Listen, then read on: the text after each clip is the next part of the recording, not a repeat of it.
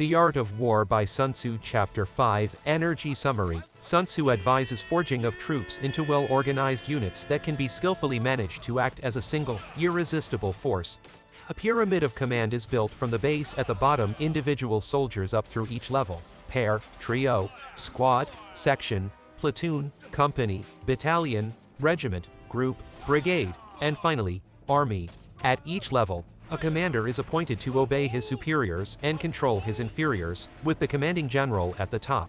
Proper training and assignment of responsibility at every level is required for consistent functioning, so that control of the battlefield can be immediately established and maintained. Orders are delivered both by sight observing flags and banners, and by sound signals of bells and drums, so that no single individual is ever left alone to either advance or flee. Even though troops may be spread out in the fighting, they and their officers never lose track of when to advance or retreat. Sun Tzu recommends the employment of both normal forces requiring less energy and extraordinary ones requiring more energy in a way that will make the enemy uncertain as to which is which. He maintains constant assertion that a quick and decisive blow is preferable to one that extends over a long period of time. Sun Tzu advises that the successful general is able to make the enemy believe that the normal energy of his army is extraordinary.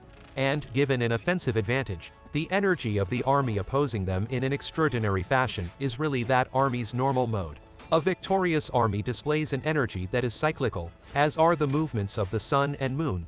Handling an extraordinary force can be achieved by realizing that its components, like the well-organized and systematic structure of an army, are few, but the possible combinations are limitless. Just like 5 notes of music and 5 primary colors that can be arranged in limitless arrangements. Sun Tzu uses music and color to reiterate the notion of creating limitless auditory bells and drums and visual flags and banners combinations on the battlefield.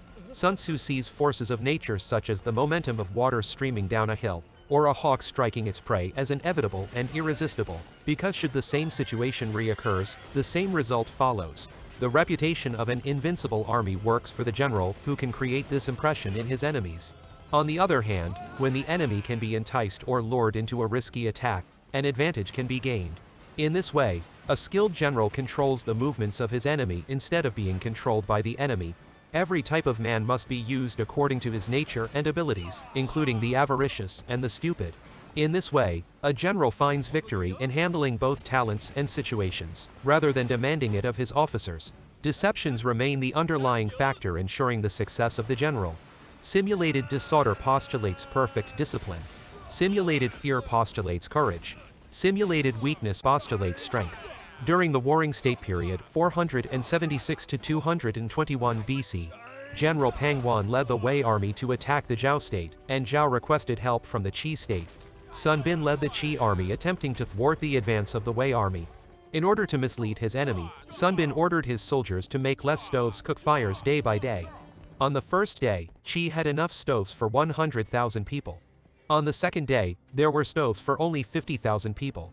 On the third day, there were only stoves for an army of 20,000. As Pang Wan saw this, he judged that the soldiers of Qi were deserting their army and decided to pursue the Qi army with a small elite cavalry. Pang Wan was lured to a narrow pass at night, where his Wei army was ambushed by 10,000 archers from Qi and was killed.